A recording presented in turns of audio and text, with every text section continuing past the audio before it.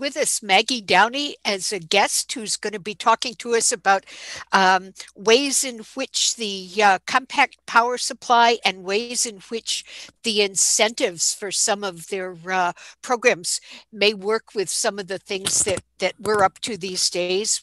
Can I at first have a motion to approve a remote meeting? So moved. Second. Okay, all in favor signify by saying aye. Aye. Aye. Okay. Madam Secretary, I'll turn it over to you for approval of outstanding minutes. I got some last minute edits that I just saw right before I logged on. So I'll have to incorporate them and send them out. And Okay. I don't know if that means they'd have to wait until the next meeting to be approved.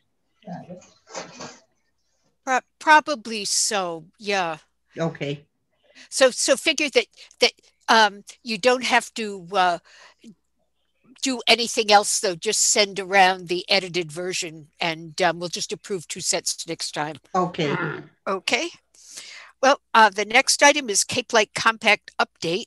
I'd like to say that we're delighted to have Maggie Downey here, the executive director of the Cape Light Compact, and she's going to touch on green power supply options, but also for the sake of Solarize Plus, talk about some of the ways in which compact energy efficiency programs may fit well with Solarize Plus offerings.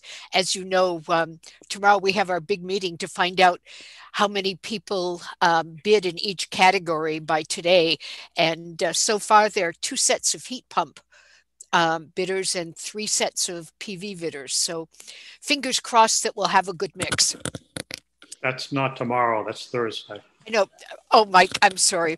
I keep saying Wednesday because our meetings are always Wednesday, except when there's been an RFP date ending on Wednesday, in which case we meet Thursday.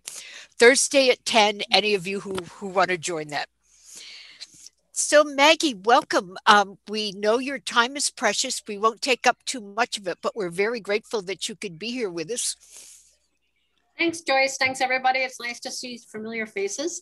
So do you want me to start with power supply or energy efficiency? Maybe power supply at the start, and then how we can use less of it. All right. Can I share my screen? Because I did just pull up some slides that I thought would just help keep us focused and they have a visual. So I don't, I'll try. Okay, that should work. Looks like I can. Can everybody see my screen? Yes. Yes. Beautiful. Yeah. Okay, so hold on a second. I just want to put it into slide mode. Could we record this as well? It is being recorded. Oh, that's right, of course. Okay. It's being recorded, and there's a full transcript on closed captioning that's made for. I love the closed captions, but anyway, power supply. So thank you, everybody. Joyce, thank you for the introduction. I know almost everyone. I'm Maggie Downey. I'm the administrator of the Cape Light Compact, and I've been working for our 21 towns on energy issues since the compact was created in 1997. So it's been a long time. And I wanted to show this slide on power supply because it's important, because this is the Barnstable Airport PV array. And we have, these RECs are what drive CLC, are a big portion of CLC local green. But start with, we have been offering a competitively priced power supply option on an opt-out basis for all of our customers, residential, commercial, industrial, since 2001. And we are the longest serving municipal aggregator in Massachusetts. So we have a 100% renewable, and we have a 50% local green and 100% local green. And I want to talk a little bit. So what does it mean when I say we have 100% renewable? The Cape Light Compact board made several decisions and provided direction to staff, to myself, when we went out to bid in 2017 for the existing contract. We selected, we are constantly juggling. The Cape is a very mixed economy. We had a long and hard discussion about how green is green, which is a good thing. It used to be that we weren't talking about green. Now people are talking about, I'm greener than you, which I think is a great thing. So what the compact decided to do is we made a decision that, and I say we, I mean the board, which is all of the 21 town representatives, that price is very important to our consumers and that we have to be price competitive with the utilities basic service. So 100% renewable is the compact is matching our entire load. It's about 269,000 kilowatt hours with RECs, renewable energy certificates. And I believe everybody knows what a REC is, right? Yes. Yes.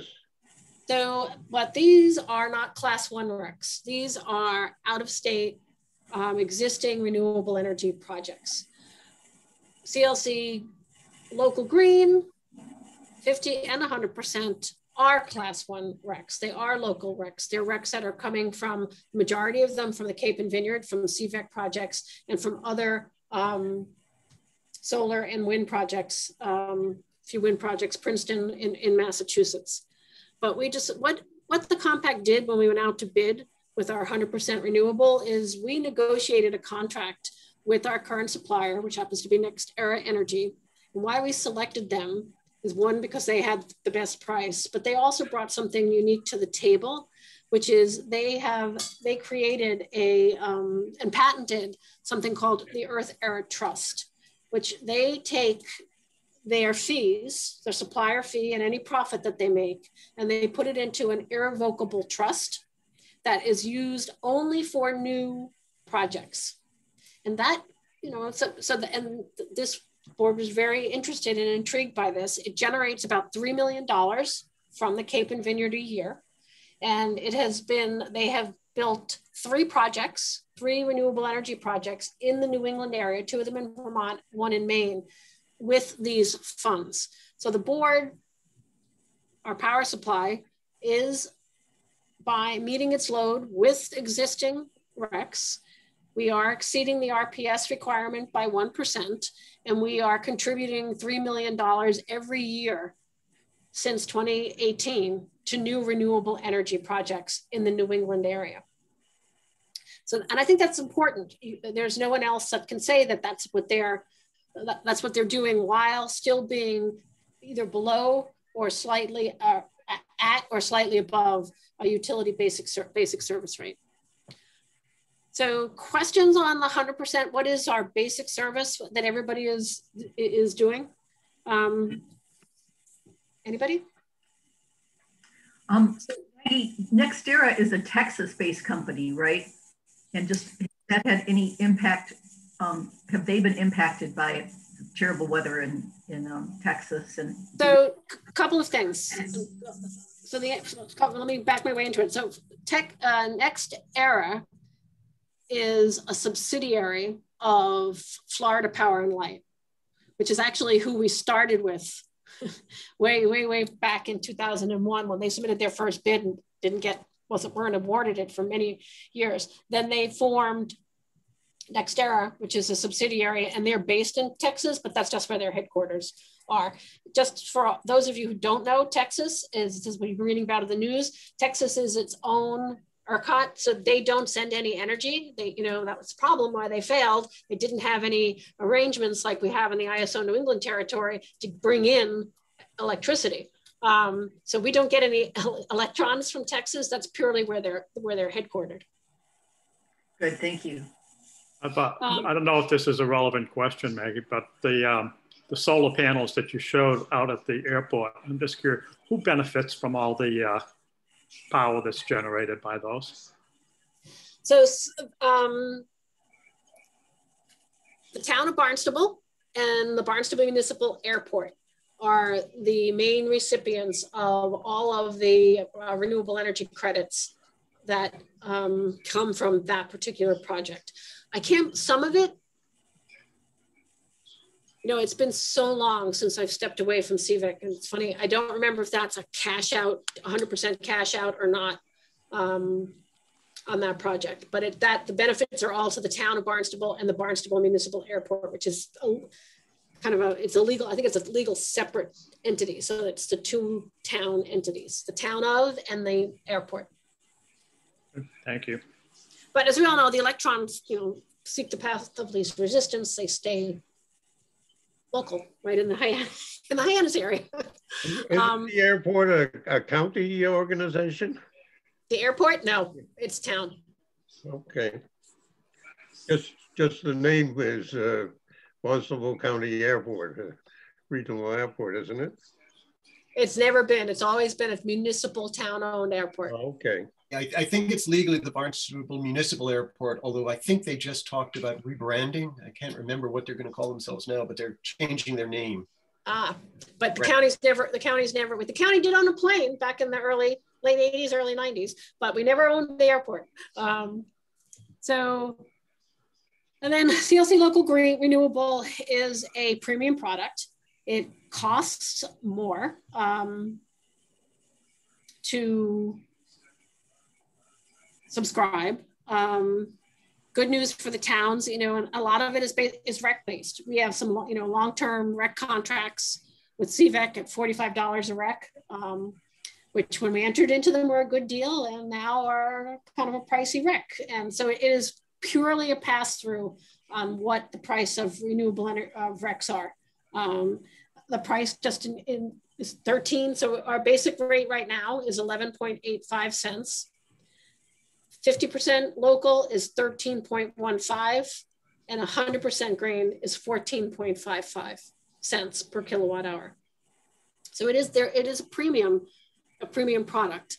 But it is also a great way for those who have the financial wherewithal to take an active stance or play a role in addressing climate change. How much uptake is there of the local green products? Very, very few.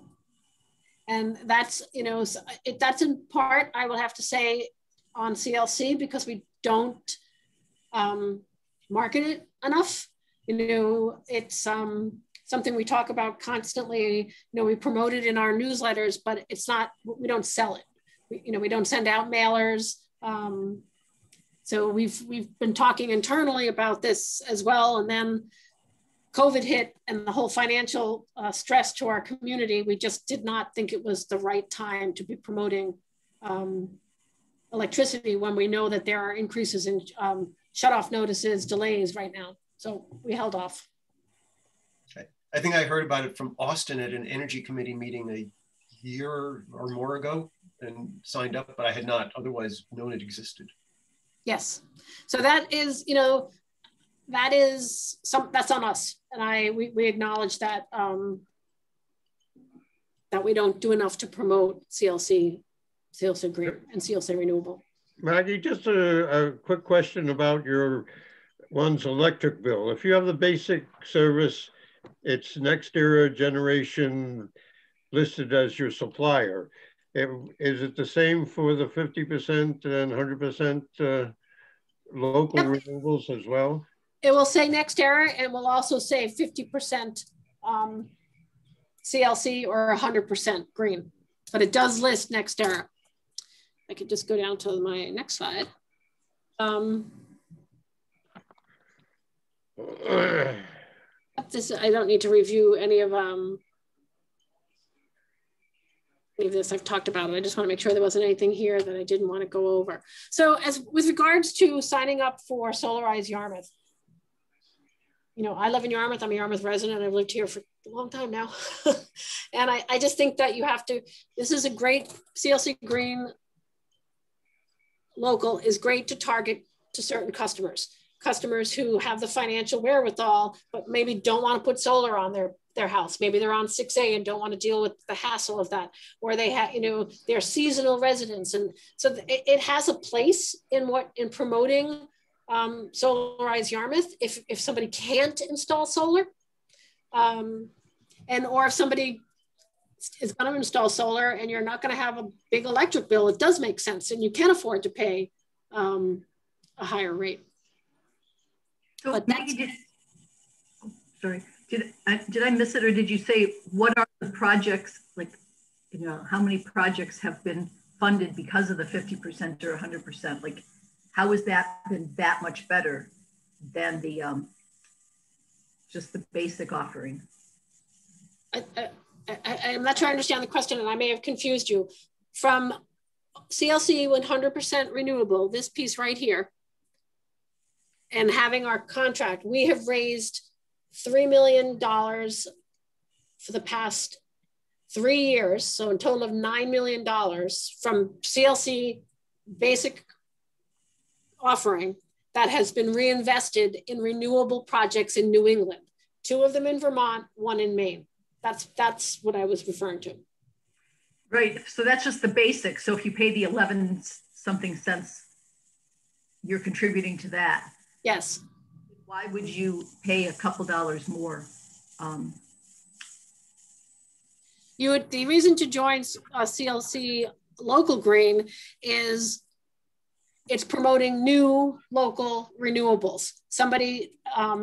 We're able to purchase the RECs potentially from all of the solar that's being installed, say through Solarize Yarmouth, or the new solar farm that's going to be in the Yarmouth Energy. I'm just using those as examples. So you're encouraging more local renewable energy development. That's what that does. Okay, local being Cape Cod local, not New England local. Local being Massachusetts, because these are class 1 RECs. Yes, the majority of these are currently on the Cape and Vineyard, but you know, we're always balancing. We're looking for class 1. Somebody has a landfill top solar project in New Bedford, and it's a reasonable price and contract terms, we would contract with them to blend it in to keep our price competitive. So participating in local green helps stimulate developers and offset their costs to encourage more new local renewable energy.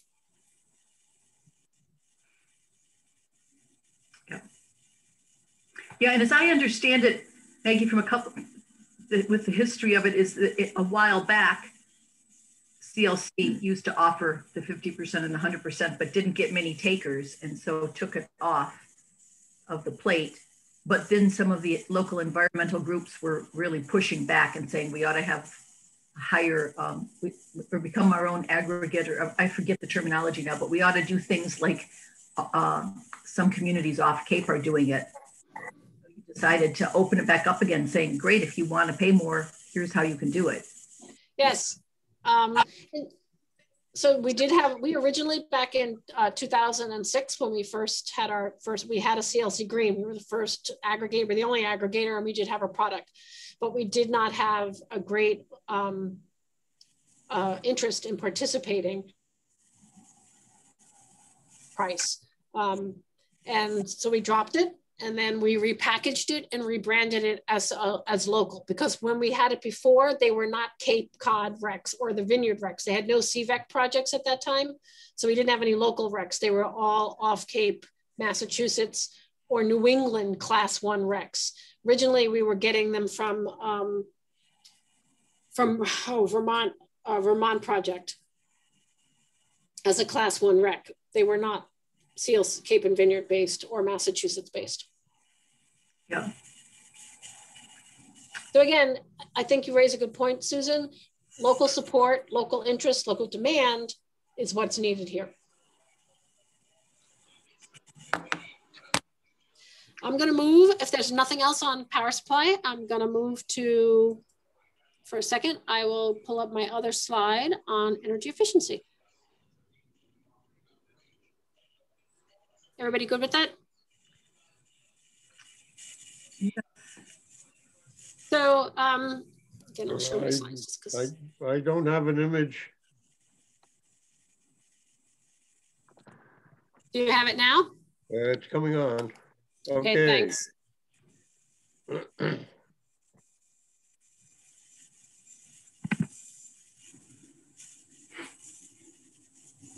How about that? Can everybody see my screen? It should say home energy efficiency. Yes. So I am assuming that everyone has had at least one, if not more than one, home energy assessment on this call, on this Zoom.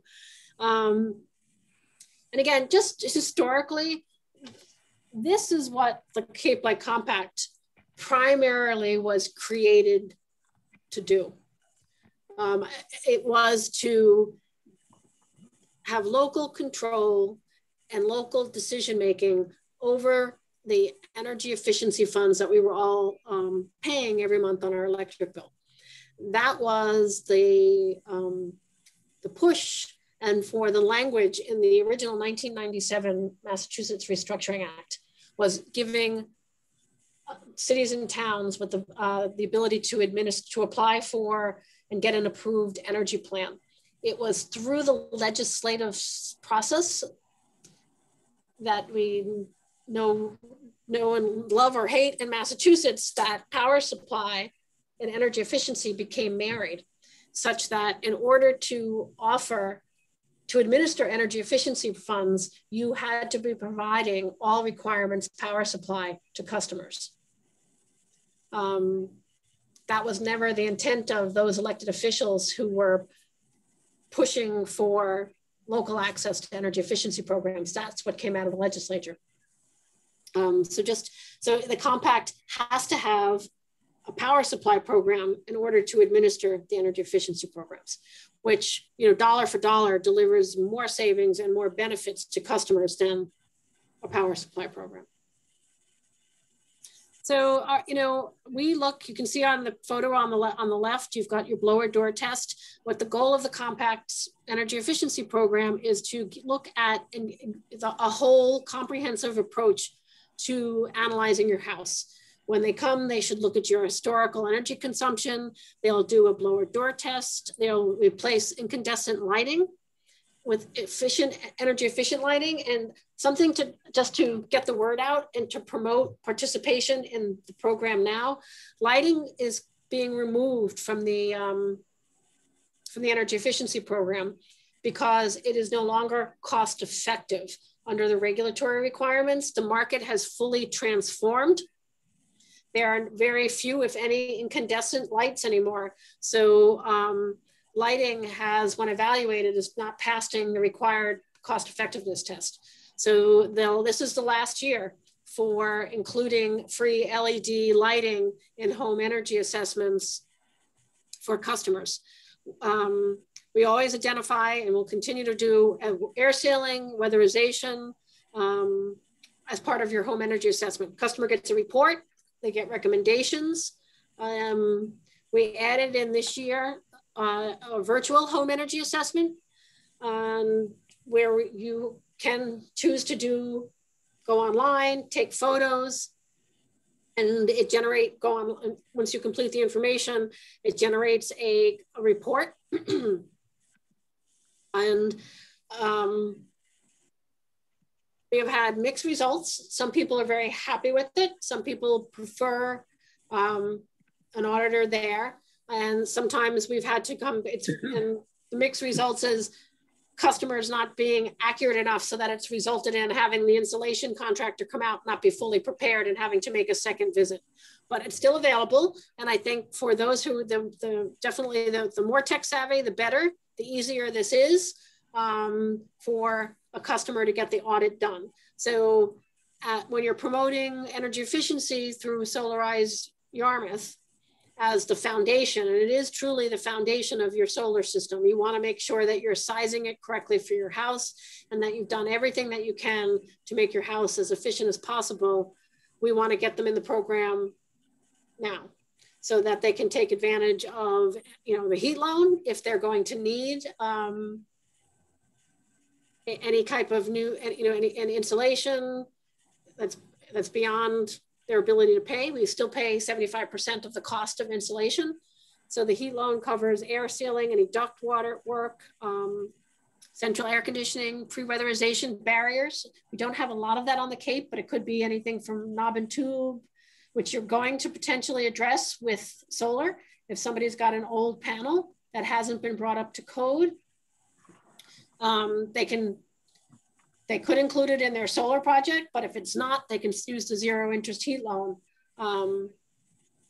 to do any upgrades to the electric panel, because that would come out as a potential barrier for knob and tube. So Maggie, could people buying a PV system from our Solarize program get a 0% interest loan from you? No. I wish we could. The Cape Lake Compact filed legislation, tried to put this in the climate bill, and we were wildly unsuccessful. It was deemed, I pushed very hard through Representative Peake and Representative Sear, Senator Sear, but they were not able to deliver this in the final climate bill that came out. Language that would have clarified the compact's ability as a municipal aggregator, which is in the original restructuring law from 1997, and updated the Green Communities Act so that the language would sync. So the answer for right now is no. What about if they got a ducted air conditioning system, air source heat pump system? Yes, that can be financed. In fact, I financed my own cold climate heat pumps with a heat loan back in 2017. So that's another important point when you're out, and I'm going to talk a little bit about the rebates for heat pumps as well.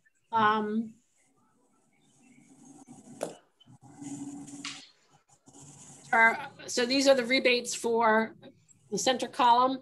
And I think Joyce took a bunch of these flyers. I don't know, Joyce, if you gave them to the Energy Committee or not, but on for a heat pump, it's a $1,250 per ton.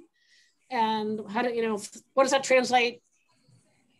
Most heat pumps are going to cost you between 15 and 20 whole house heat pumps. So a conversion is going to be anywhere from $15,000 to $20,000 on average. That's what we see. So it's going to be great to see what kind of bids you get on Thursday. And most of them are 3 ton. So the average rebates are between $4,000 and $6,000 towards the cost of a system that's going to cost you between $15,000 and $20,000. And the balance can then be funded through the zero interest heat loan. So what's the payback on that? How many years does it take to pay back a heat loan, or are you talking about the actual energy savings on, oops, I'm going the wrong way. On the heat, I'm not sure what the question is. Yeah, when is it worth it? How many years does it take before you have paid off whether you got a loan for it or not, but so the payback for a heat loan from switching from, it depends upon your fuel source. That's what they're looking at. Heating with an all electric heat pump versus oil. The comparison is your overall energy cost. And I'd have to look at specifics on average. I don't know, Susan, but I can find out. Your payback for switching. I believe, either oil or gas would be great. I believe that you're going to find it cost effective for everything but natural gas. So somebody who's going to be switching from a natural gas heated home to a heat pump it's not cost effective. But switching from oil and propane or electric resistance, it is. That's big to know. Yeah, it is a tough sell on the economics to get somebody to move from a naturally gas heated home to a cold climate heat pump. So I wanted to talk a little bit about, just go back to Mike's question about the heat loan program. We're not eligible right now. The Cape Lake Compact has applied to, we've made it through the first round. We've submitted a loan application to the Rural Utility Service. That's the USDA, US Department of Agriculture Rural Utility Service, to administer a $4.9 million low interest solar loan program at interest rate about 2.5%, trying to get a little lower, but right now it's a 2.5% interest rate, 10-year loan.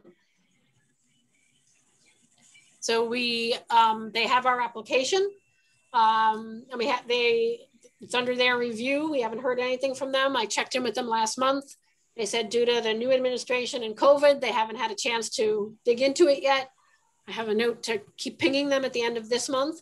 So we hope by I hope to be able to have a response to my board, at least by April, as to where the status is. And maybe we will have a loan program that you can also promote as an opportunity for Yarmouth residents to participate in through the Solarize program. Otherwise, you're looking at either, I know Cape Cod 5 has a 3.5% interest loan for solar, or having cash or the ability to finance it on your own. So I will keep, Joyce will be in the know as soon as we find out about the RUS loan, and I'm sure she will keep you up to date. I will circle back about the average payback for heat pumps conversion for oil, propane, and electric resistance homes, and I'll get that to Joyce, Susan. Oh, thank you so much. You know, can I ask a question now back to solar again? Sure. Do you mind? Just, and probably everybody will have their own answer to this, but I'd be really curious to yours. If somebody is really debating the economics of just sticking with the basic or the clean, you know, green 50% or 100% versus going solar and investing, you know, their money in that, what's the economic sell that you would make to say, here's why it would be beneficial for you to go solar instead of just, you know, having a great way to pay your bill and contribute 100%.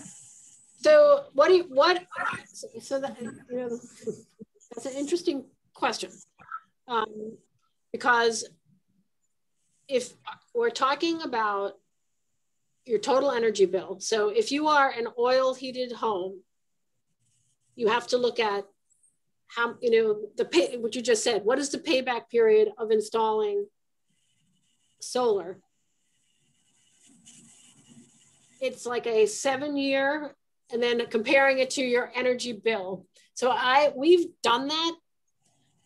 I haven't done it for like an average customer who has to go out and pay for the solar themselves and they're not going to, you know, get whatever.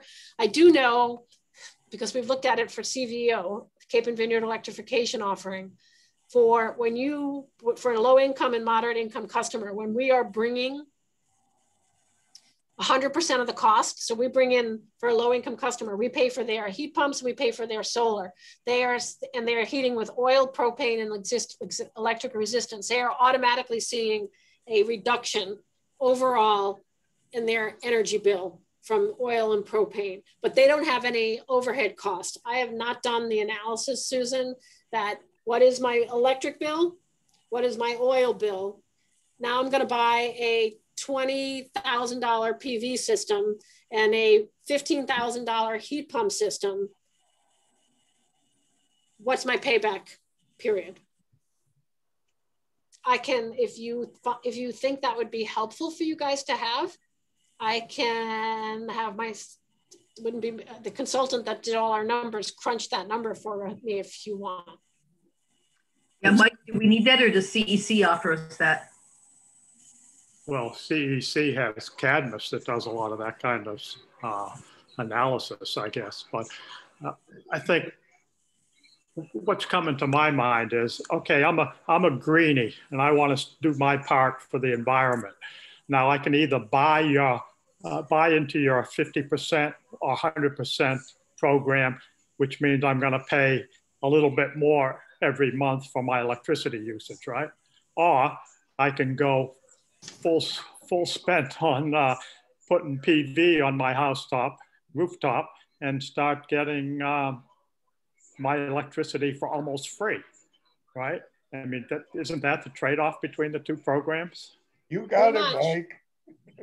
Yeah, I mean, an installer wouldn't recommend a PV system unless it was going to actually reduce the customer's net cost for electricity versus their current utility bill. You know, the net cost of loan payments on a new PV system,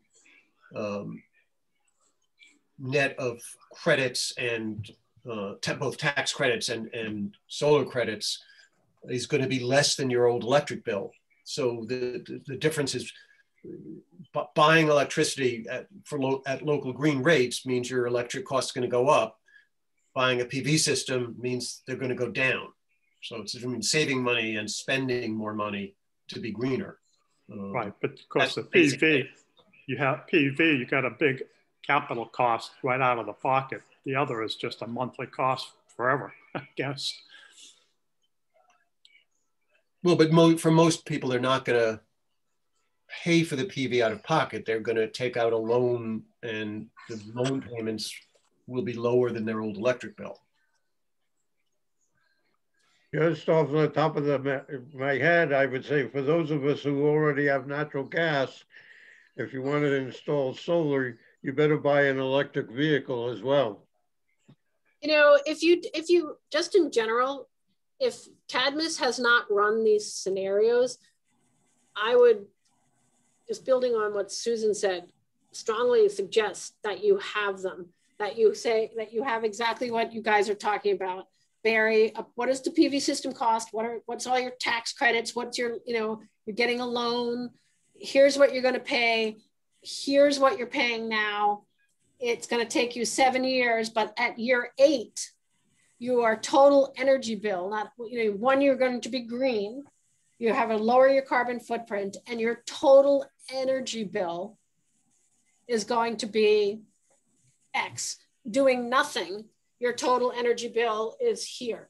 I mean, that's if Cadmus hasn't run that for you and you need help with that, I'd be more than happy to engage our consultants to do that for you. But I agree with what you should have that, because that's the argument, and somebody who's 90 years old, like a lot of my neighbors, they're going to be like, I'm not going to be here. I'm not doing that. I may want to sign up for CLC Green because that's something I can do immediately, and I'm not investing in my home. I'm leaving that to my children.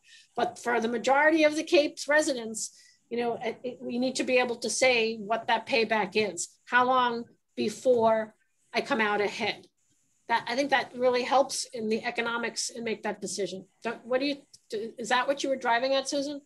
Yeah, exactly. Because I'm thinking of very pragmatic people that I've been talking to, and they're just going, so help me understand this. And they might not be people who need to take out a loan. It might be that they'd say, okay, I can take $20 out of.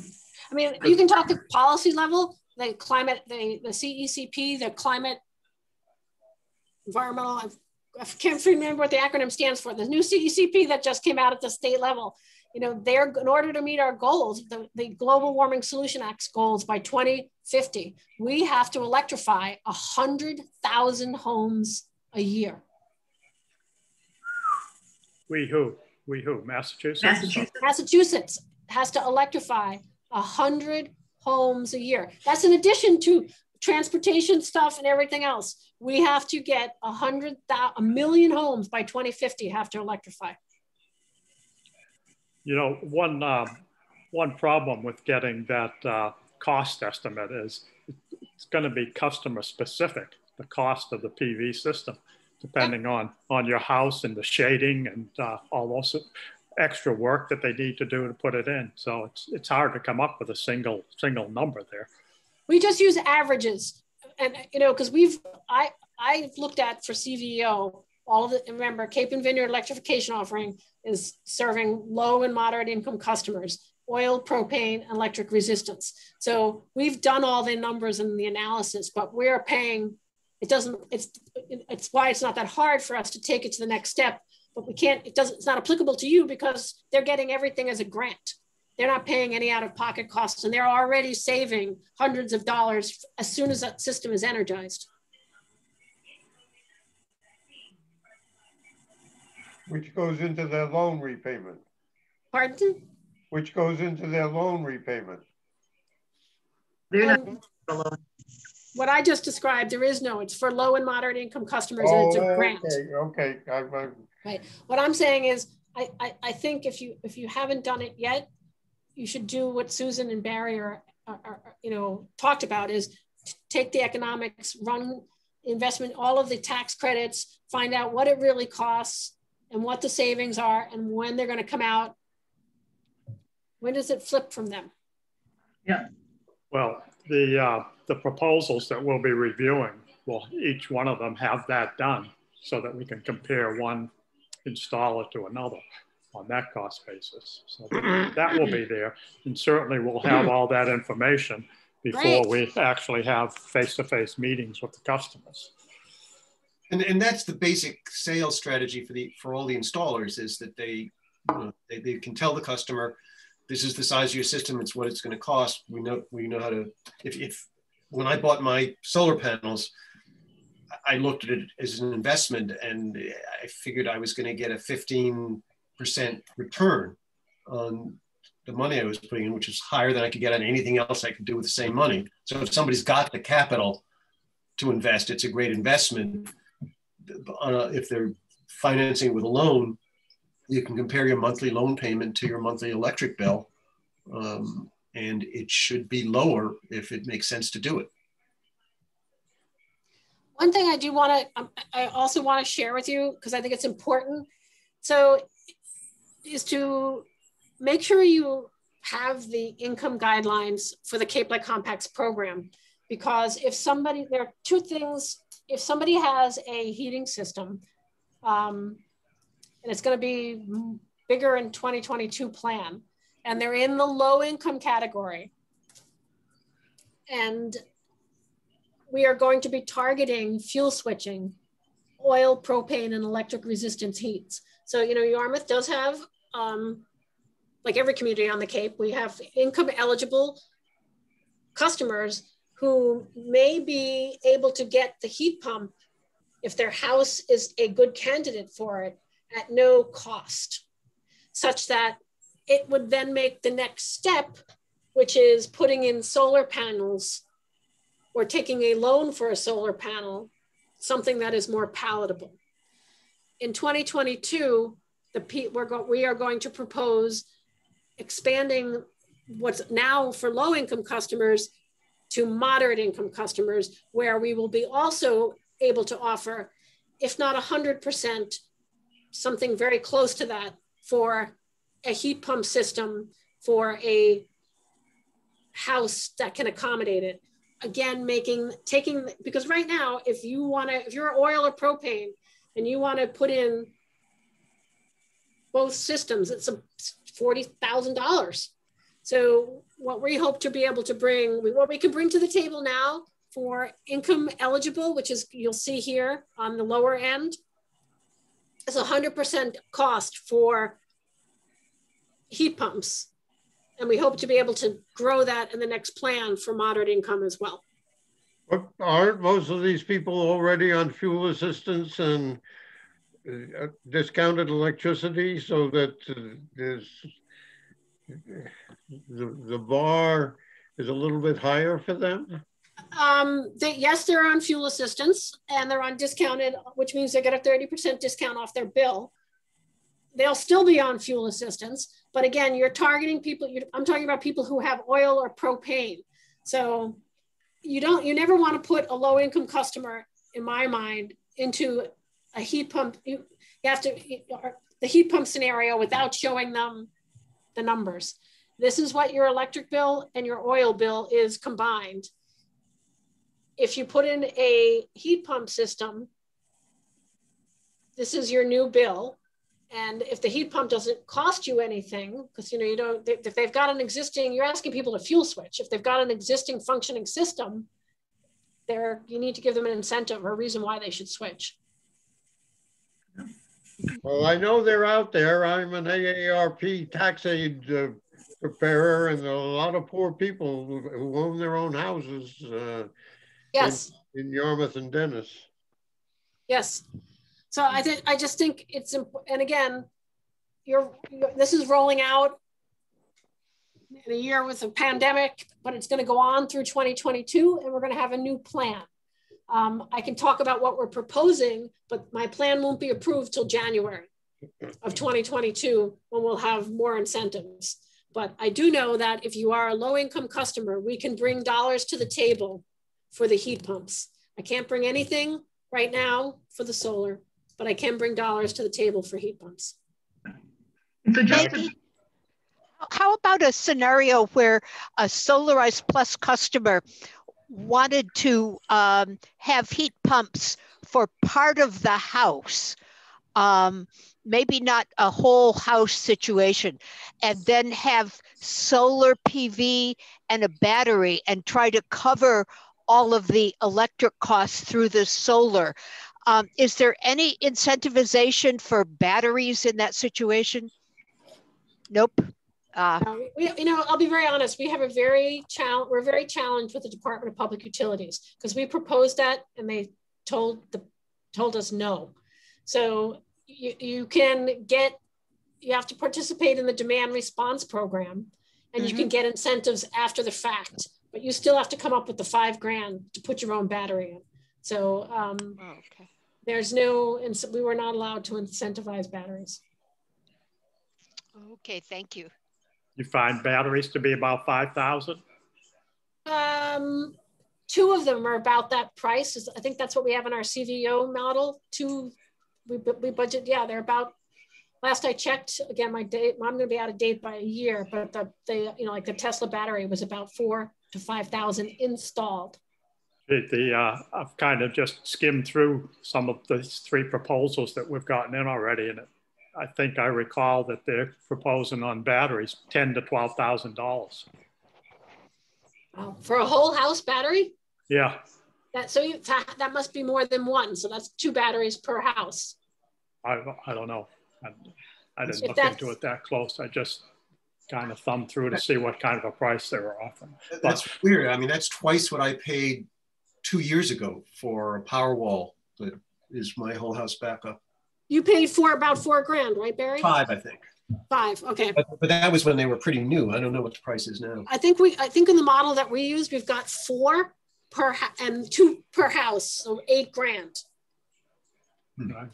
Because a lot of homes, and the reason why we did 2 is they recommended that 1 battery wasn't going to be sufficient for a whole electric house. And a lot of people some of their water or wells are also on a separate system. If we lose power like we did a few years ago for a week, how long will your batteries last? Your batteries will be, or if they're recharging from your solar panels, they're going to last.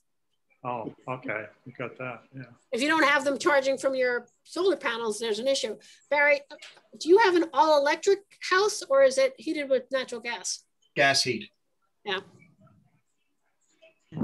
But also the Powerwall is only hooked up to certain circuits, so like it wouldn't fire the electric oven or other heavy load electric uses. So they wire it so that it covers the essential services for a longer period.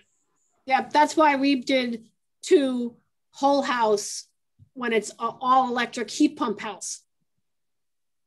We have 2 power. We put in 2. We designed it with 2 power walls,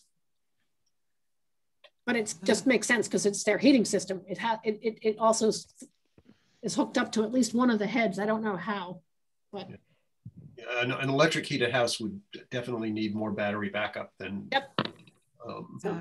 That would be essential. So that's really, we're here to help. We're here to answer questions.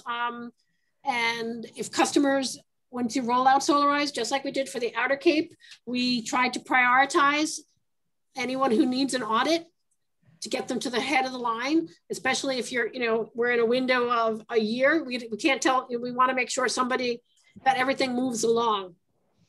That a customer who hasn't had an audit or needs installation and air sealing, that gets done, and it gets done quickly so that they can move to the next phase, which is installing any solar panels. Oh, that's excellent. Thank you for the help on that. Maggie, I know this is being recorded, but could you possibly email those slides to Joyce? The ones I just showed? Yeah. Sure, I will. Looks like you had a whole package of them on the side. Yes, I do. Yep, I have, I go through all of the rebates. I don't need to, I think you guys know them all, but I will send it right now. I'll put a date on it on the presentation and send them along. But it talks about each of the rebates. You should always remember, renters, 100% of their costs are covered for insulation and air sealing. Low income customers, moderate income customers, air sealing installation, no cost. low-income customers, heating systems, no cost. There's a lot available, and we're here to make that connection to make sure that they get it served comprehensively. How about churches? Do churches get any support from CLP? A church is going to be on a commercial meter.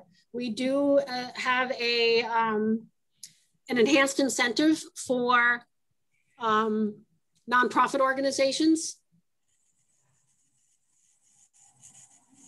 Great, thanks. Yep, and I'm constantly battling because churches aren't operated sometimes, so it's tough to serve them and always get them insulated. But we're still working on that. But definitely lighting, and I encourage you, as I said, lighting is going away. So if you want to drive people to energy efficiency programs, if they've never participated, get them in sooner rather than later. Okay. Well, thank you, Maggie. This has been a big help. We're trying to figure how to work best with what's already here. That certainly includes the compact as the longstanding regional energy agency. I think we do have one thing going for us in spite of the pandemic, which is that people are probably, after seeing the disaster that was Texas, more willing to make an investment in their home energy, especially if it keeps the heat on. Yeah, distributed generation, being able to, and again, that is the key for, I don't need to tell you guys that, batteries. Because if you put solar in your house and the grid goes down, if you are not connected to a battery, all you have is a bunch of expensive glass on your roof because your system won't work because the grid shuts that down. So, that is the next, it's the entire, my goal ultimately is like, I'd love to be able to take 20,000 of those 100,000 homes that we're supposed to electrify and pair them with our trifecta, which is PV, heat pumps, and battery storage. That makes a sustainable and safe home and comfortable. Mm-hmm. Without a carbon footprint. Yep. Or a very small footprint. Well, if we can't sell people on comfort this year after they've been in their house way more than they expected to be, then we're just not good salespeople. True. All right. Any other questions for me? No, I think that's it, Maggie. I think you've answered all of them. Yeah. Thank you very much. Thank you for coming. Much. Nice to see everybody. Big help. I'm going to date this, save it, and Joyce, I'll send it to you right now. Oh, that'll be great. Thank you, Maggie. Thanks a million. Bye, everybody. Bye, Maggie. Bye. Okay, now next up is our Cape and Vineyard Electric Cooperative update. Steve is ill and unable to join us. Sorry, somebody say something? Okay, Steve is ill and unable to join us, so we'll be skipping that this week. He expects to be able to join us at the next meeting. Okay, that moves us down to the update on town energy work. Amanda, do you have anything you'd like to talk about this month? Hi, yes, I got a couple updates. Sorry I wasn't able to join last month. I believe my notes were sent over regarding the town hall. So I don't have a recent update about that, but we were eager to find, our grounding problem that we were having at town hall to get that system reevaluated to get to the next step. And then the other part is just continuing to work on those charging units. It seems to discover a new thing every month at this point. But so we're working through getting accessible Wi-Fi versus a cell phone modem at these charging units. So that's just something to take in consideration regarding when you're locating, charging units relative to a building, and if there's Wi-Fi accessibility there. If there isn't, then the alternative is purchasing a cell phone modem and then having a monthly charge associated with these. So we're exploring trying to get some Wi-Fi boosters at the senior center and at the golf course and seeing how we can evaluate that. And then the part two, the last location as part of this work with Eversource is at the new DPW building. Well, there'll be 2 spaces there. And we had to get a separate work order in an amendment through the town. And we did get that to get reimbursement from Eversource to complete that work by the general contractor that's doing the work for the new DPW building. And they've installed the conduit and have gotten the work order through Eversource. So when that project has reached substantial completion, when we're going to move into that building, which is mid-May, then those charging units will be online. Oh, that's good news. Mid-May. Boy, that didn't take long with that building. Okay. Any questions for Amanda before she leaves us?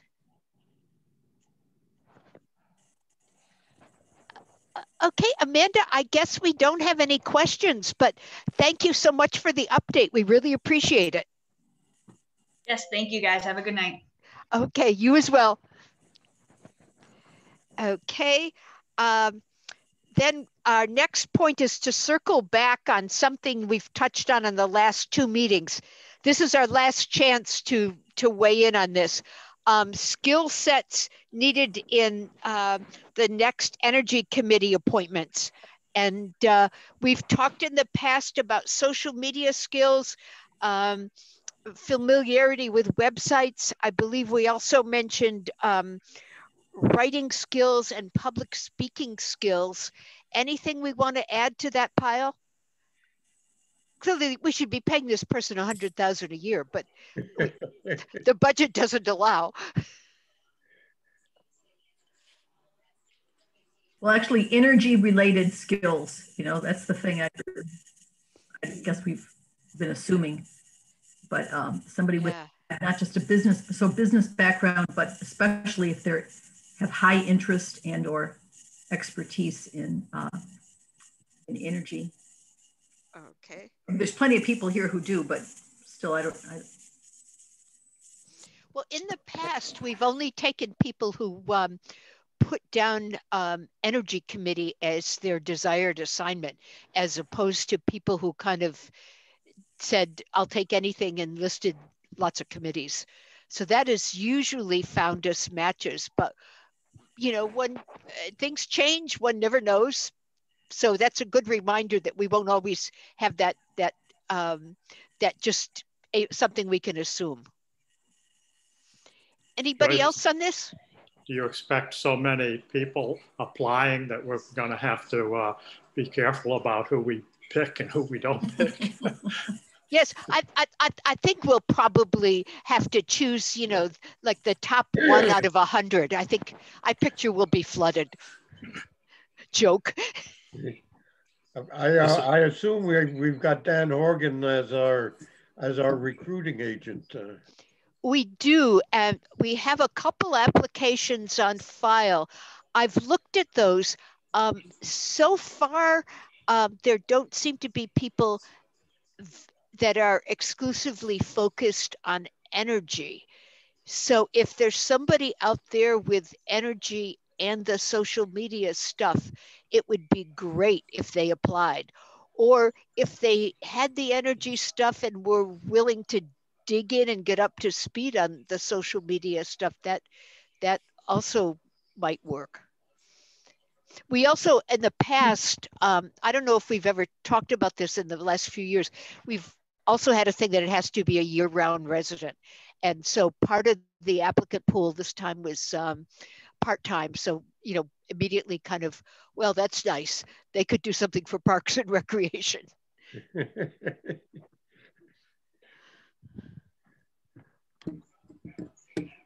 Okay, anything else on that, or should we move on? I just wanted to know if anybody did make contact with that Cape Cod Technology Council first Friday. Not yet, but as of today, we will be missing a member and we can indicate that we have an active opening. Yeah, just in case anyone took back a resignation, Marilyn, you know, but I guess it's not happening.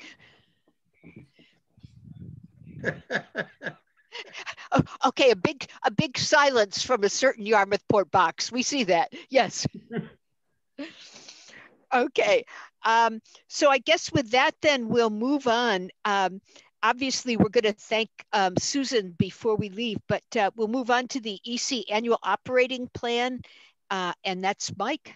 Mike, turning it over to you. Okay, nothing to report here because most of the outreach and education that needs to be done will be accomplished during the Solarize Plus Yarmouth campaign. So we're kind of piggybacking on that at the moment. Okay.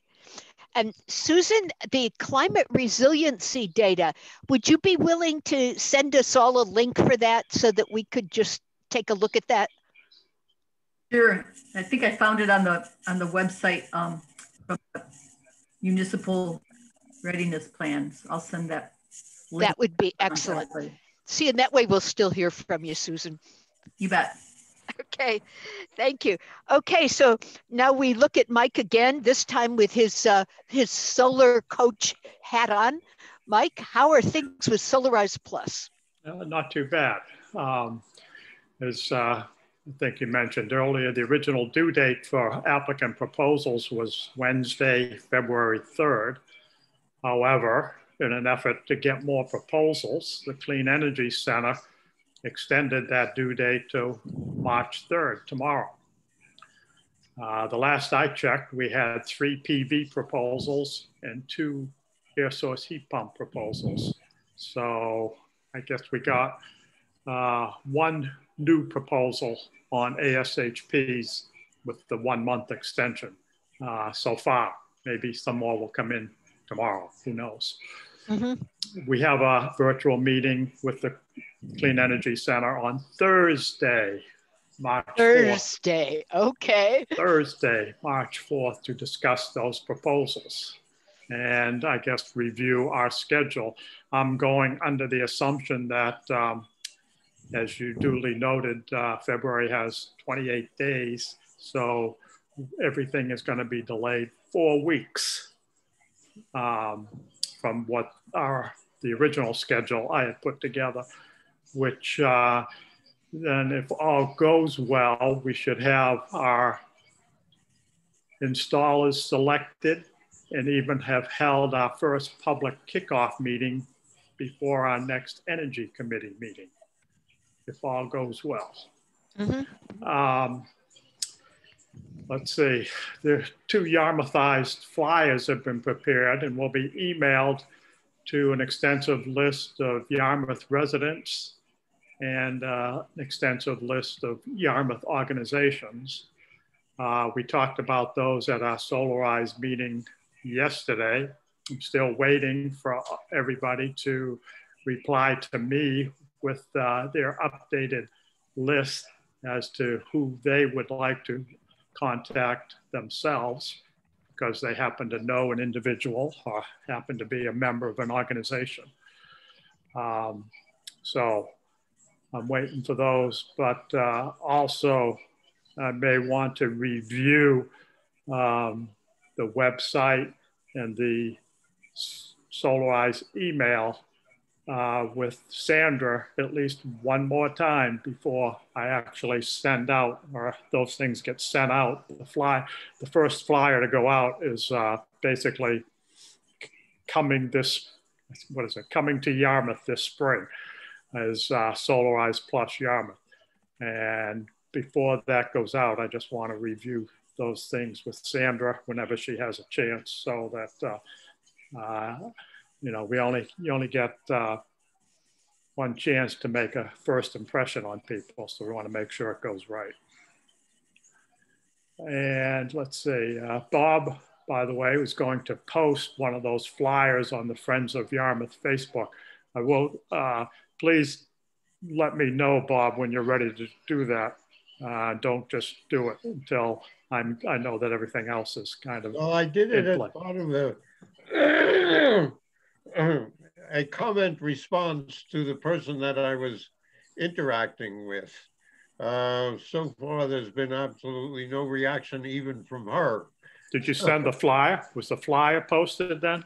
Yes, but not as a.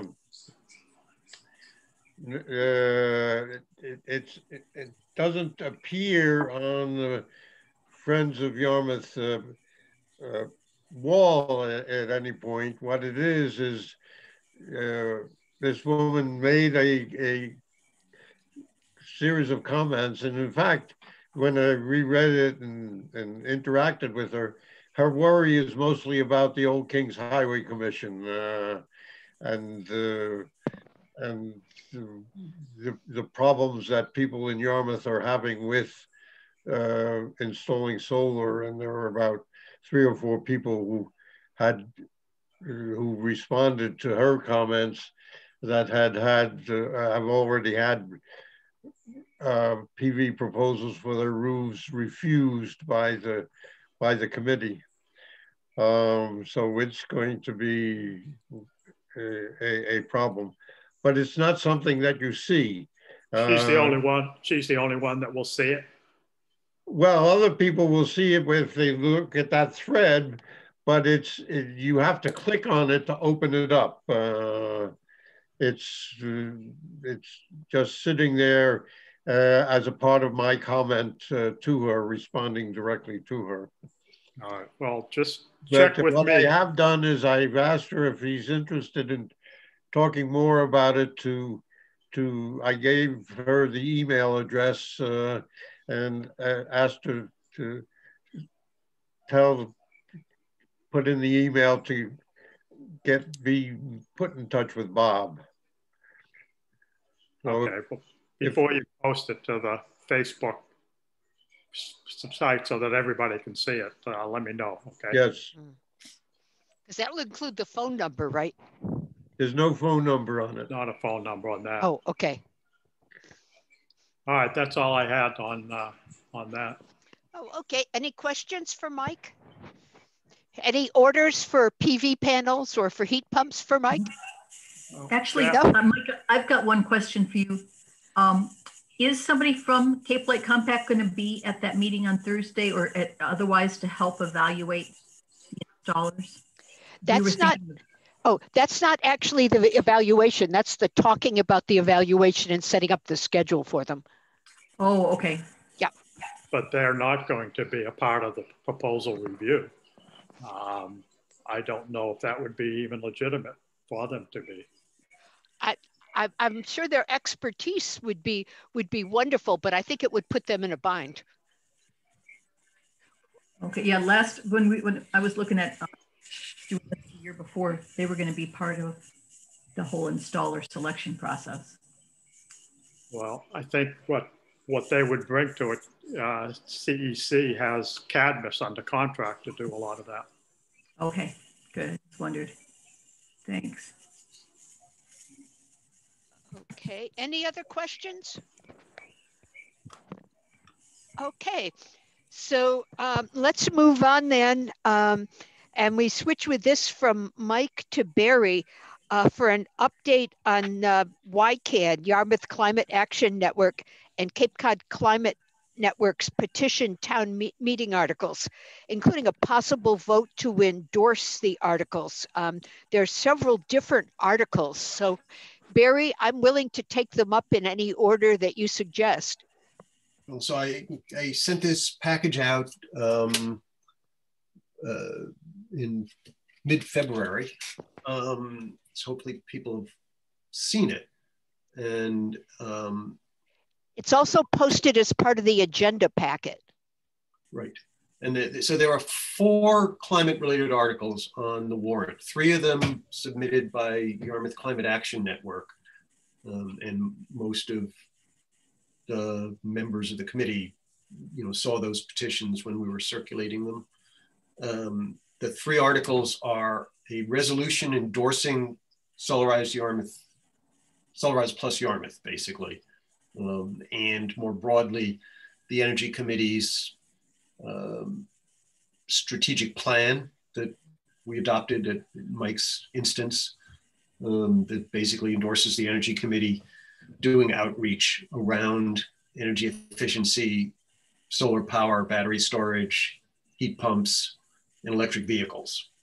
And that's it's just a resolution of sentiment of support.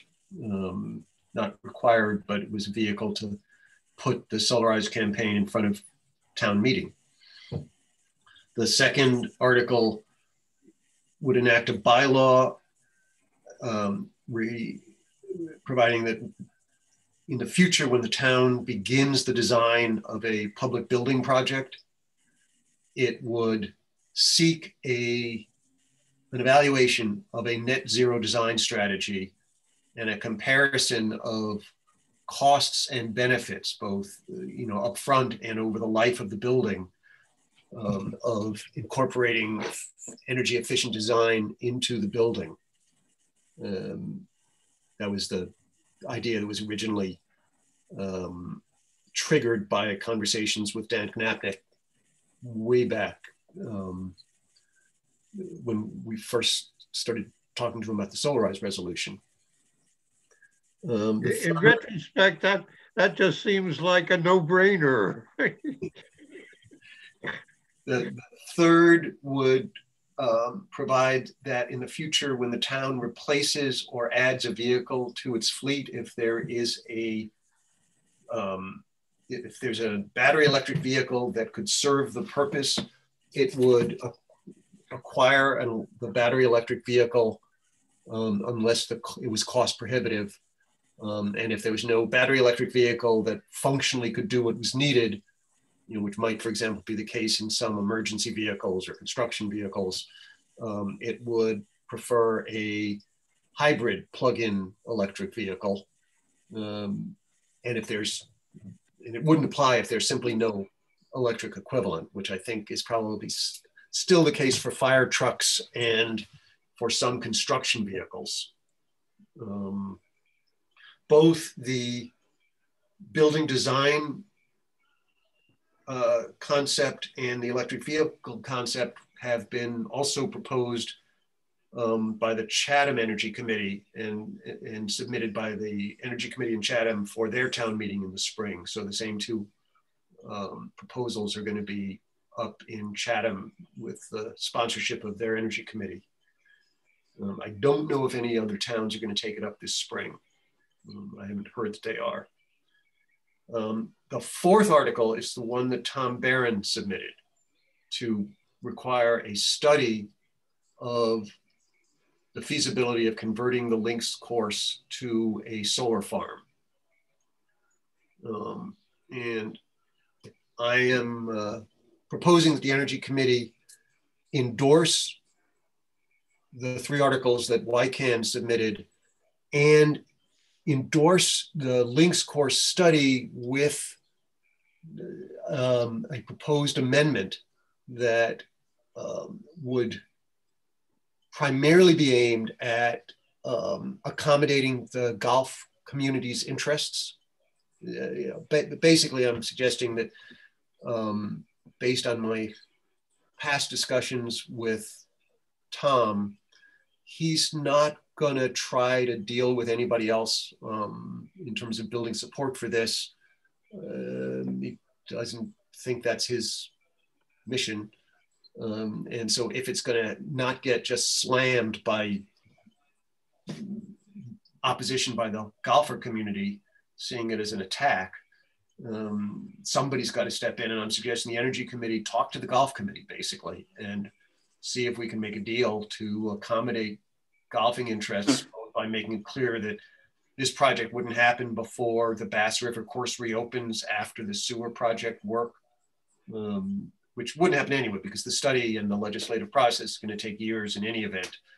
But to clarify that this would not close the Lynx course before Bass River was reopened, and to contemplate that the study would look at how much financial support the golf enterprise needed from whatever revenue stream emerged from the solar farm on the Lynx course to compensate the golfing community for giving it up. Cut a deal.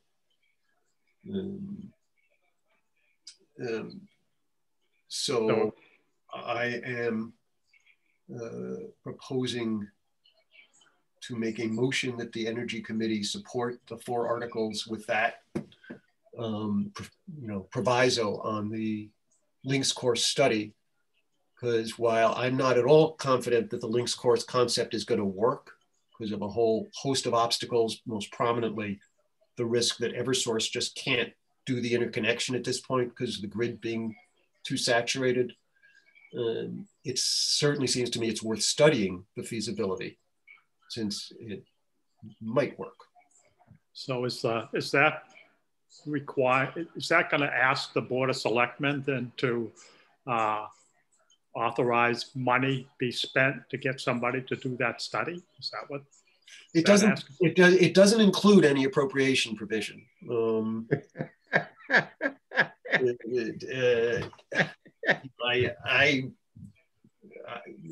I wonder whether either CVAC or the Cape Cod Commission might, in connection with their climate action plan, help, do the study. But I haven't tried to explore that in detail because the funding wouldn't be approved by this town meeting in any event if it required additional funding.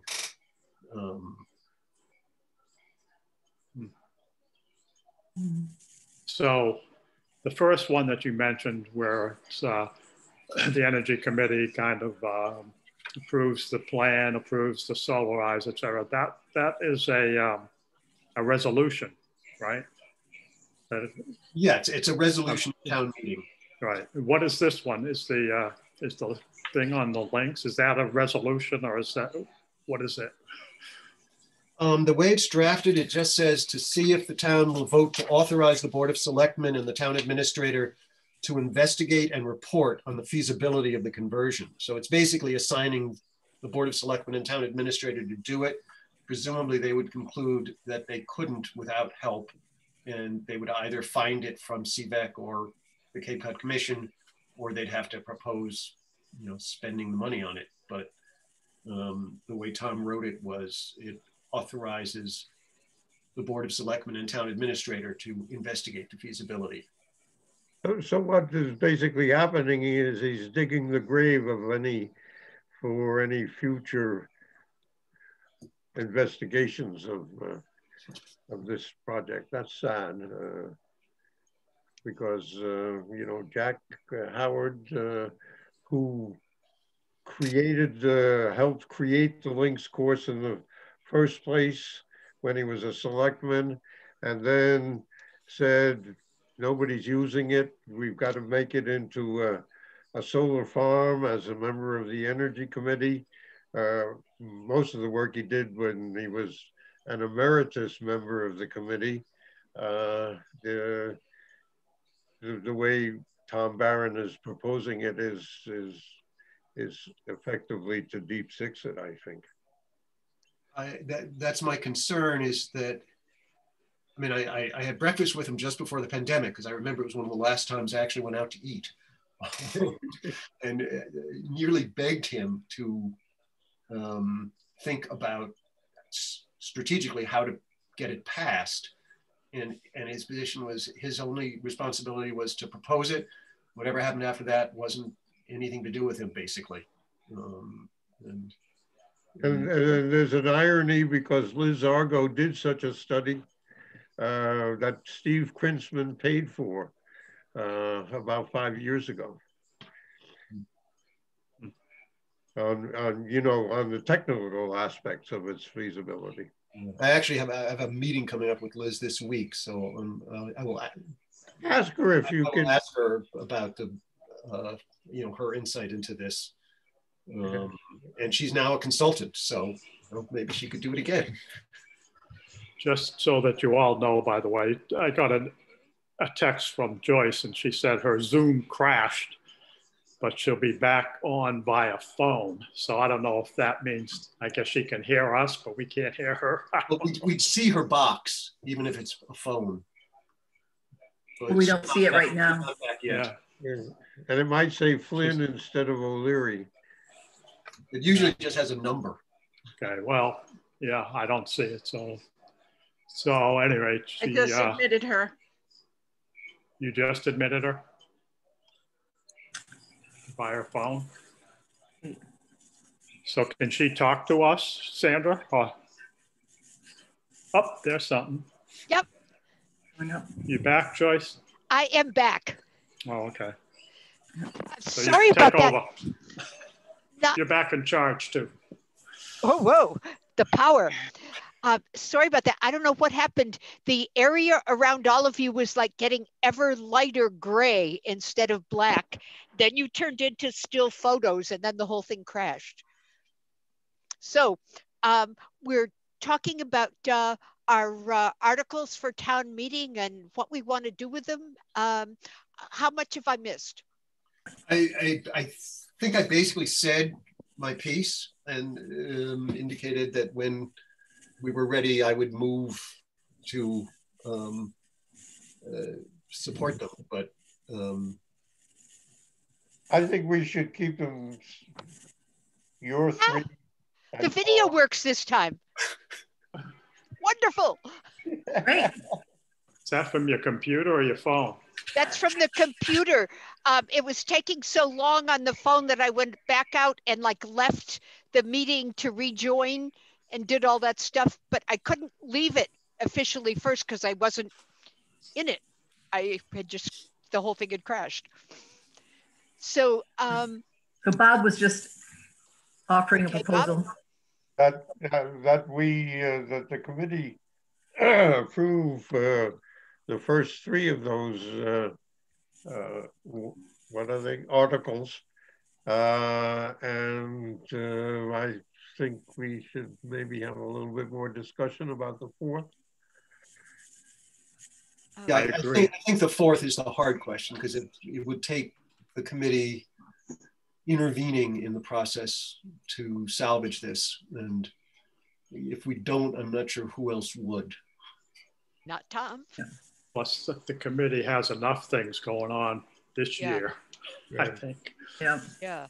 Well, but this is going to come up at town meeting regardless. It's on the warrant. And what I heard, and I think, Joyce, were you at the fall meeting? Yes. Uh-huh. What I thought I remembered hearing probably from you was that because the postponement of the petitioned articles was somewhat sloppy, there was some discussion of Tom Barron's article before the meeting ended, and that there was a fair amount of golfer presence and hostility about it, which yes, wouldn't be surprising. Tracy Post was trying to postpone till the next town meeting all the articles from a certain number through the end. But instead of saying through the end, she said through an article number which was second from the end. So that left Tom's as the orphan article. So instead of having that come up in a sort of ordered way where he would give a presentation about it and then there would be discussion, I'm afraid that there was negative pushback almost immediately, including one golfer who got up and talked about the errors in this being to the 10th power. I mean, it couldn't possibly be. Obviously, this guy doesn't do math, but I mean, you know, there was just a major dump on this article, and it wasn't fairly done, but it was first time new town meeting chair. So he didn't catch the error about the numbers being transferred to the spring meeting, and then he didn't catch when this one ran away. And I have a good friend in the neighborhood who's a golfer, not, in a pretty, like a daily golfer, somebody for whom it's a big part of his life, doesn't consider himself as part of the kind of in crowd in the golf world. But I talked to him about this a long time ago, years now. And he said, there is a strong sentiment among the serious golfers that the town is out to kill them, doesn't care about them, hates them, wants to close the golf courses and sell them. And a certain paranoia that kind of is very defensive, which it seems to me we need to take into account in thinking about how to accommodate this in a way that doesn't just trigger hostility, not necessarily just to Tom's article, but to all the climate articles. People turning out to stop to save the golf course, will see it all as one thing and make it harder for any of us to pass. And that's just feels unnecessary. I mean, my sense is that the golf committee has been a somewhat responsible, coherent group and somewhat, maybe even turned the enterprise around. I don't really know any of the details, but that we should love our golfers. It's a legitimate interest group in town. And, you know. This came up in the worst way. I mean, if we had wanted to, you know, have them hate things energy, that's how the last town meeting went.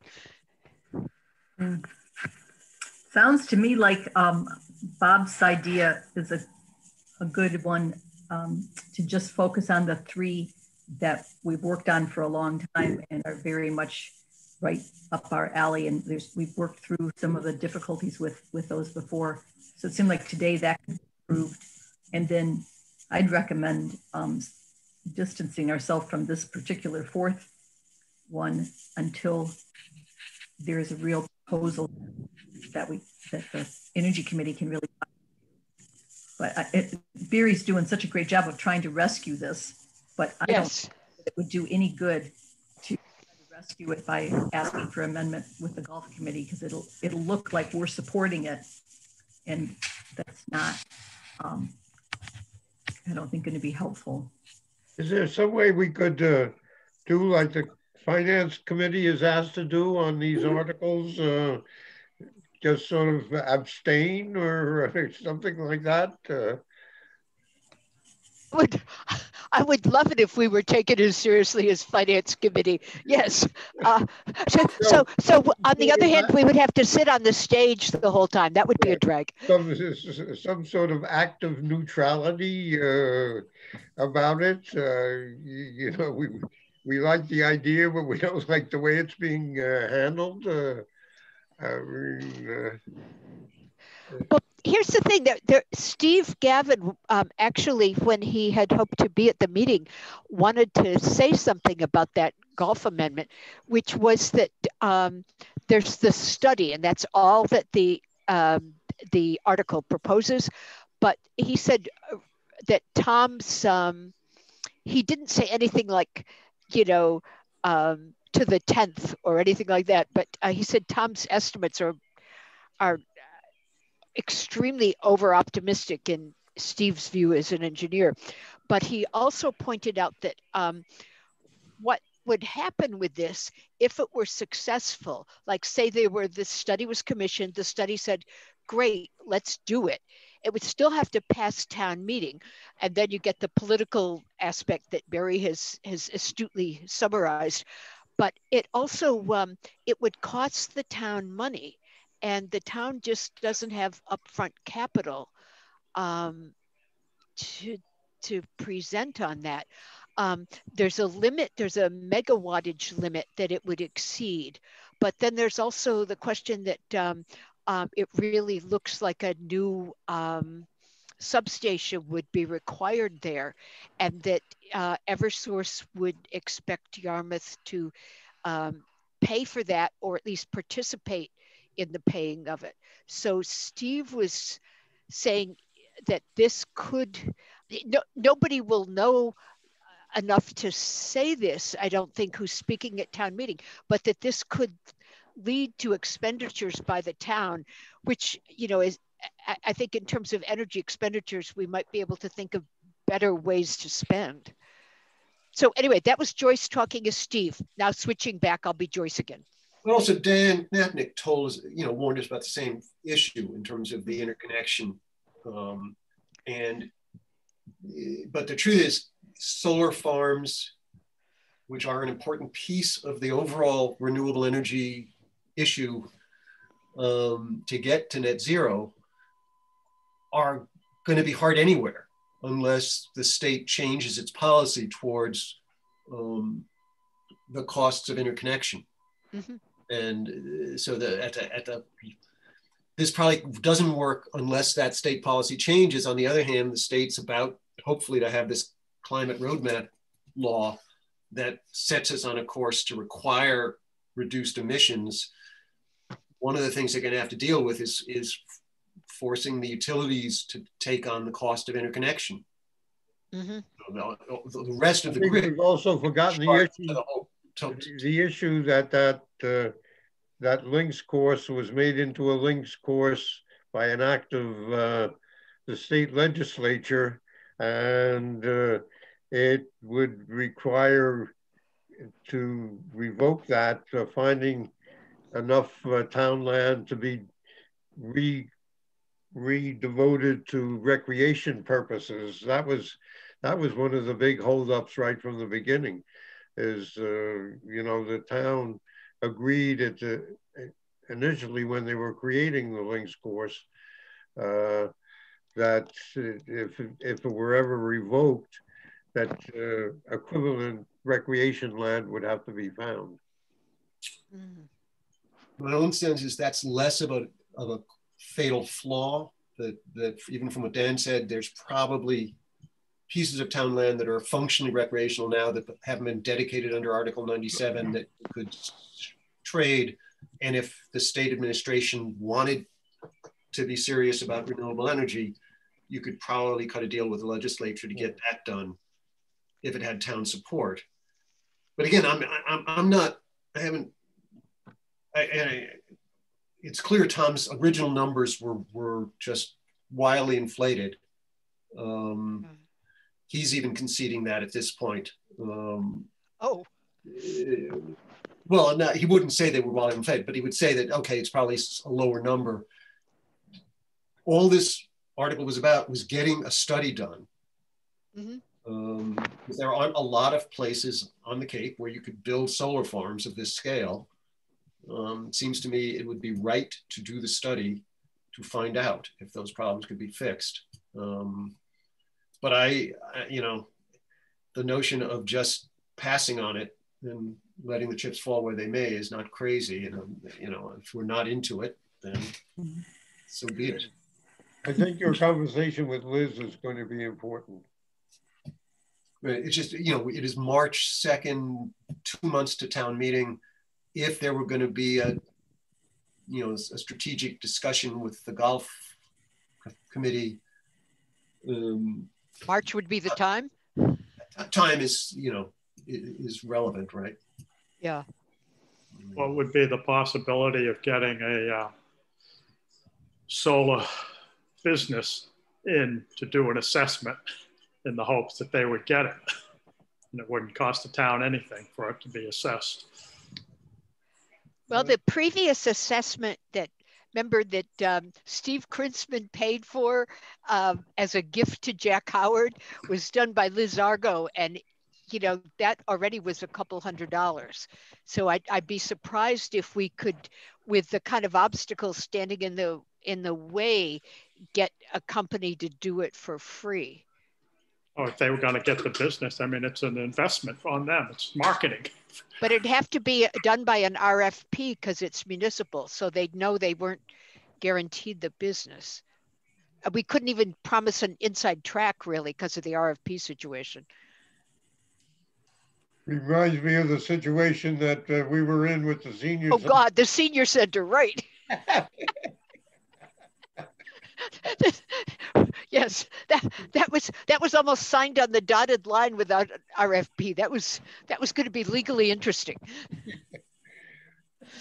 Well, at any rate, it sounds like we want to table this at least until the next meeting for further discussion, and at least I will sit down and read it before the next meeting. Mike, you're not reading your homework? And we read all the things you said. Well, Bob, were you making a motion about the first 3 articles? Yes, I was. I thought I was seconding Barry's motion. I'll second your version.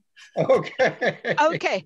So we need to deal with the motion that's been made then. The motion is, as I understand it, to have Energy Committee affirm its support for the first 3 of the 4 articles that we had attached as part of our meeting packet today, and table, and I'm guessing table future action, maybe to be discussed at our next meeting or maybe not, but kind of at least for now, omitting the links course article. Am I understanding that correctly? That's it perfectly. Right. I second that motion. Oh, okay. That wasn't meant to be. I was just making sure because I had crashed out of this.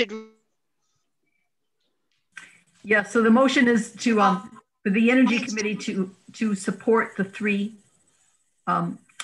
articles that YCAN has submitted and will be on the agenda. Okay, so you're arguing in favor, okay? Anybody else? Are you asking for a vote? Well, I'm asking if we have any pros or cons before we go to a vote. I think we're ready for the vote. Okay. I guess you are, guys. Wow. Okay. see, all I have to do is crash out of a meeting and you just expedite things right away. Okay. Then on a motion that is to to declare the Energy Committee support of the first 3 of the 4 petitioned articles that are in our packet this time. A vote yes on this motion is a vote in favor of essentially an endorsement of these 3 articles. A vote no is to not endorse these 3 articles. And the one that's omitted is the golf course related article. I guess we need to, since this is an actual vote on a motion as opposed to a vote on an automatic motion, like going to remote meeting when it's a pandemic and we wouldn't be allowed to really meet. We do have to have a roll call vote on this because of the remote meeting laws. So I guess, Madam Secretary, if you could record the votes, that would be great. You mean the rest of you don't have a Staples panic button on your desk? No, I have a Staples. It's easy button. Yeah. Always deceptive. Yeah. Okay. That's the one that I was talking about. Okay. Now I'm trying to think of alphabetically by first name. Bob, do you want to go first? Yeah, I vote yes. Okay. Let's see. Barry, I'm sorry, you were first. You're a BA, not a BO. Yes. Okay. Let's see. Oh, Marilyn. I'm looking at the library. Okay. I guess Joyce is next. I'm third, I guess. I also am a yes on this. Then, okay, Mike, you're before Susan with an S. But Marilyn's before me. Marilyn, sorry, Marilyn Okay. before Mike. I'm sorry. I vote yes. Okay, then Mike, then Sandy, then Susan. I vote yes. Okay, Sandy? I vote yes. Okay. Susan? Yes. Okay. Wow. We did it. I should crash out of meetings more often.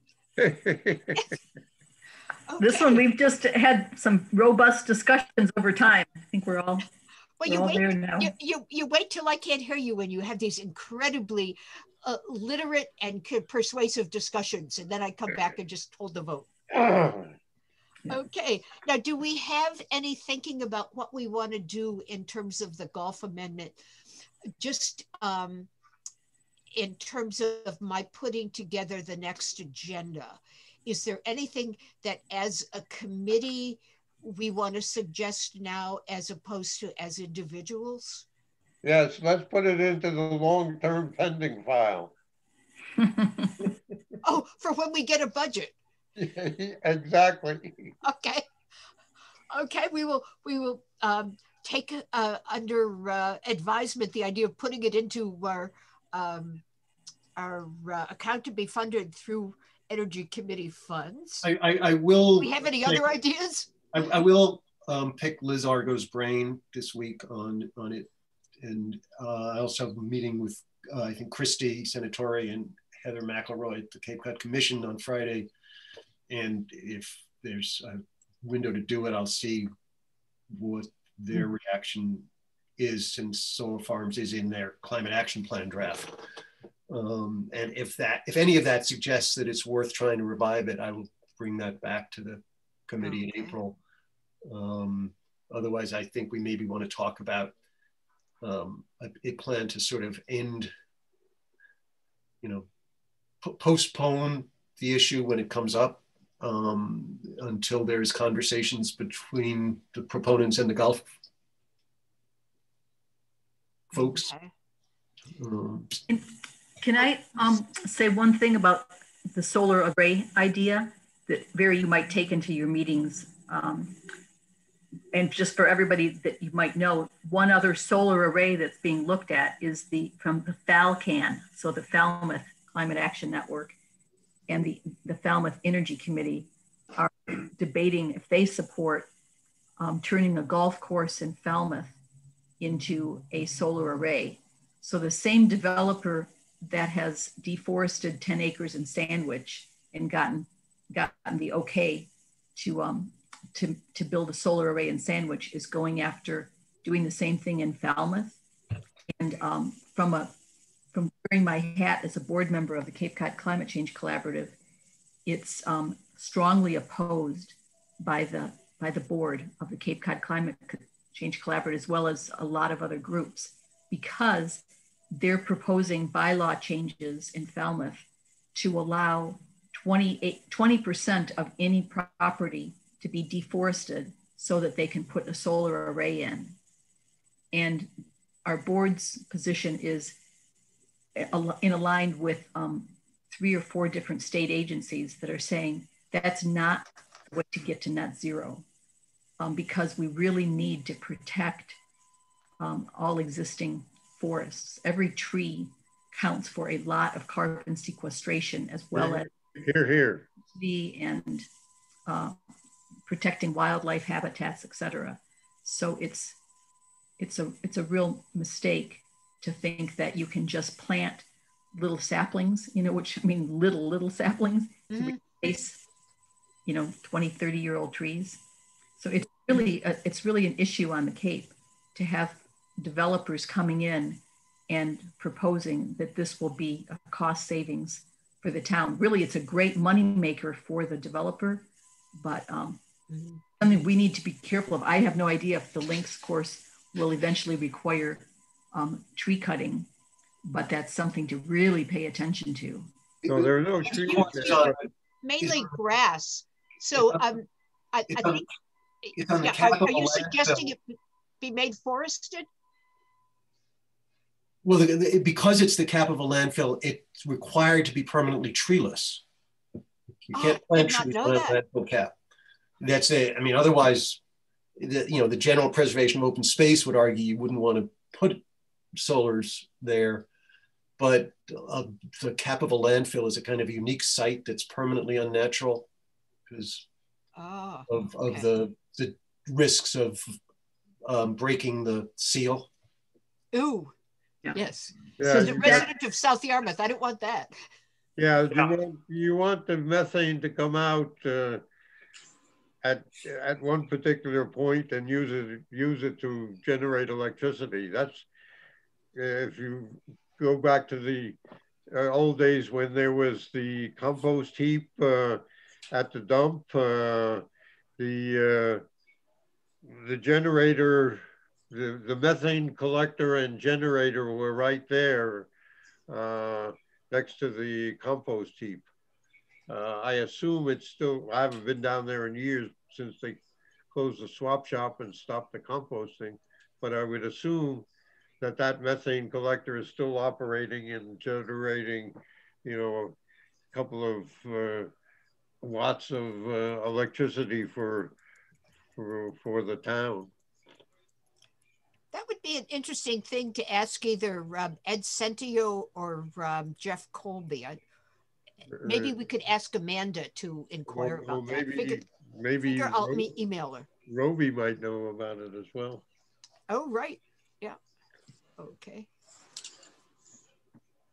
Okay, I'll try to find that out for next time, Bob, because that would be interesting to know. But I guess if we're not allowed to reforest the turf, yeah, we're and even in Liz Argo's study, there were problems about where you could put the solar panels so that the seal wouldn't be in any danger of being pierced. Well, Barry, are you going to be talking to Liz before you talk to Christy Senatori and Heather? I think so, yeah. Okay, good. Yeah, because she knows the site and could give you a pretty good idea. Okay. So I'll wait to see when I put together the next agenda about a week out before our next meeting, whether anything on that is suggested to be included. So we'll leave that kind of up in the air then. That sound right for now? Yeah, if it can be on permanent levitation, that would be best. Okay. We're gonna have to have new terms for some of these motions, Bob. You're quite creative today. Okay. So to be explored, but certainly Energy Committee has bigger fish to fry. Yes. Okay. Anything else on town meeting articles? Is everybody who has had their vaccines by then going to show up at town meeting? She said, hopefully. I'm thinking I actually will. Yeah, I'll probably do it. I've got my second shot scheduled for the 14th. I had mine on Sunday. Right. So you have graduated, Marilyn. Good for you. I have finally got an appointment this morning for my first shot for Thursday the 11th up at Gillette. So that's a Moderna. So then 4 weeks after that, I should easily be past the 2 weeks after second shot by the time of town meeting. When is town meeting again? Huh? When is town meeting again? First week of May. And I hope Mike can make it too. Actually, if it's first week in May, I've got twin grandchildren getting first communion May 1st in Ohio. Well. Matter of fact, I just got a text about it. I think it's May 1st.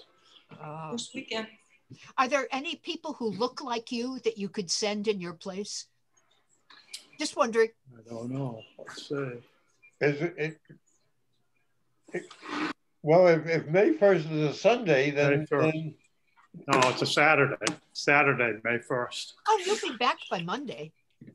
It's right? Town meetings. Is it on Monday? So Monday the 3rd, Barry? Isn't that it? I don't actually know. I mean, I didn't know a date had been established yet. They went back from Saturdays to weeknights, right? Yeah. And I don't believe that they've scheduled it in the school. Ah, okay. Of course, last time they waited kind of late on that. Yes. As is their way. Let me mark that as another thing to find out and email you all about. I'll get in touch with Mary Alice Florio tomorrow and ask her if the May 3rd date is firm now. And I'll give Sandy a special note of it's on in case she needs to do anything about the schools while officially waiting to hear. I'll have to write to them. I can't believe how late they go on this.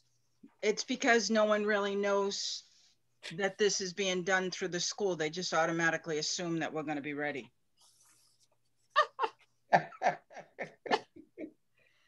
Well, because it's been that way for years. You're always rough and ready, Sandy. Yes. Yep.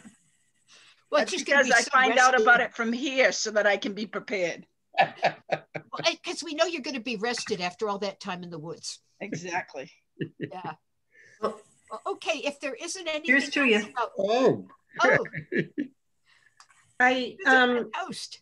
I just wanted to ask, when Maggie said she'd send the slides to you, I could not possibly keep up with her talking. Should I yell it? I didn't even try.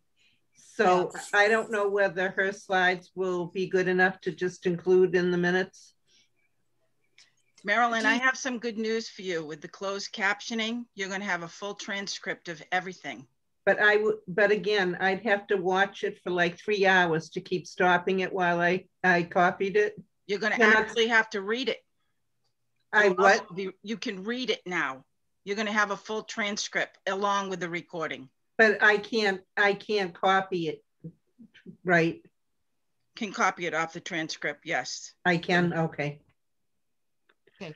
I would just insert the whole Maggie's whole presentation there and leave it at that. Okay. Okay. I'd be fine with that. There were a few slides that she wasn't using for us because there was stuff that she knew that we knew, but I mean, I don't have a problem with including the extras just because we didn't spend time on them. That seems fine. So now it's time to leave and go have something to eat. Yes. And before we do that, we have to give a big vote of thanks to Susan. Susan, thank you so much for becoming a member of Energy Committee. You did that in the time before we were pushing for the stretch code and green communities, and you were a major ally in that. You had really good ideas. You wrote really good things. And ever since then, you've been bringing all sorts of outside knowledge to Energy Committee. And we really have learned a lot about other organizations on the Cape working on energy because of you. Here, here. Thank you so much. Here. Thank you, Sandy. My husband brought me a martini. It's been a great pleasure, everybody. Thank you. I'll see you on Solarize. Did you start taking martinis only because of Energy Committee, or is this independent? Yeah. It's no, actually, there was a stepson's marriage that got me into martinis, but Okay. Well, listen, thank you again, but don't be a stranger. Just log on and just think you'll be a free agent. Nobody can assign you to do anything if you just log on. And you can log on and log off whenever you want, you know. You bet. You got it. Thanks, everybody. It's been a great 3 years. Thank you. Thank you, Susan. You're so welcome. Bye. You've been a treasure. Now, anything else that people want to put on the agenda for next time, or members' comments or anything like that before we go? We just lost Marilyn, but. Her stomach was growling. Okay, well, can we have a motion to adjourn before we lose someone else? Moved. Okay, is there a second? Second. Okay, all in favor signify by saying aye. Aye. All opposed? None? Okay, I guess we go bye-bye. Thanks. Bye-bye. Thank you all for coming and for all the work you've put into the Energy Committee work that's going on. Thank you, Joyce. Take care. Thank you, everybody. Thank you, everyone.